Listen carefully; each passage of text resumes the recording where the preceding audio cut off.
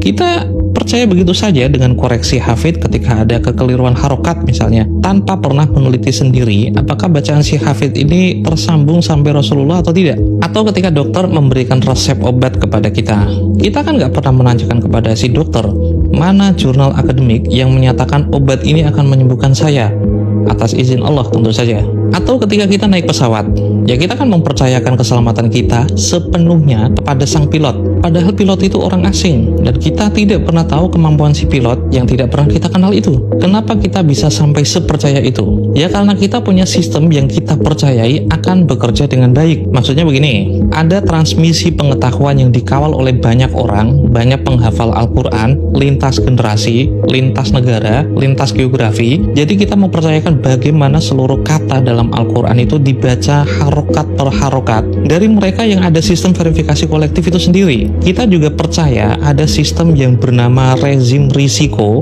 yang mengikat dokter dan juga pilot untuk tidak mempermainkan nyawa seseorang. Kita juga percaya kalau mereka punya rezim risiko yang mengikat mereka bahwa setiap nyawa itu berharga dan setiap keputusan mereka itu harus berorientasi pada keselamatan nyawa seseorang. Dalam fikih pun juga begitu. Para ulama kita punya rezim risikonya sendiri. Hanya saja wujudnya itu bukan seperti lisensi pilot, dokter, atau mungkin syahadat tahfidz Al-Quran, melainkan arsitektur epistemik dan etis yang mengikat mereka semua dalam setiap pendapat yang akan mereka keluarkan. Dalam domain fikih misalnya, risiko itu bukan hanya tentang berfatwa, tapi juga risiko rusaknya akidah. Sangat tidak masuk akal ulama-ulama yang berpendapat bahwa tabaruk di kuburan orang soleh itu boleh, semuanya berniat untuk merusak akidah umat Islam. Sama tidak masuk akalnya ketika kita membayangkan mereka semua, ulama-ulama itu, membolehkan tabaruk di kuburan orang soleh tanpa melewati prosedur akademik terlebih dahulu. Saya sendiri termasuk orang yang taklid untuk urusan ini. Bukan karena saya pemalas atau malas berpikir,